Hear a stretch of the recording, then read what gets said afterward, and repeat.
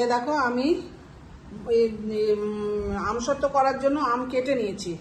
এইগুলো এবার ধুয়ে ভালো করে সেদ্ধ করব। কিভাবে করব তোমরা দেখতে থাকো, আমি দেখাবো।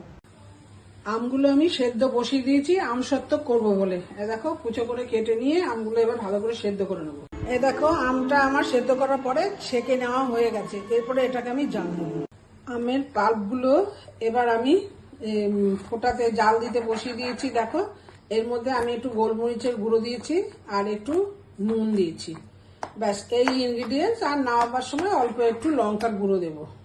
এটা যেহেতু কাঁচা আমের আমসত্ব হবে, সেই জন্য খুব টক হবে।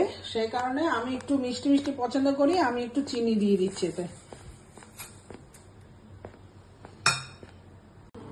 আমার আমসত্বর পাল্পটা দেখো রেডি হয়ে গেছে।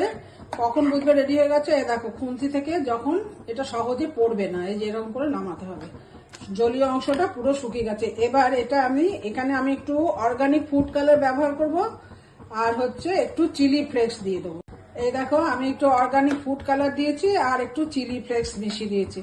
এবার এটাকে একটু নেড়ে চেড়ে আমি আমসত্বটা বসিয়ে দেবো। এ দেখো আমসত্বগুলো আমার শুকিয়ে গেছে, দেখেছো? ছিঁড়ে ছিঁড়েও যাচ্ছে। এ দেখো, দেখেছো কিরকম পাতলা হয়েছে? আমি দুটো আমসত্ব করেছি। এই আমসত্বগুলো বসাবার আগে কিন্তু আমি থালার মধ্যে তেল মাখিয়ে নিয়েছিলাম, বুঝলে তো?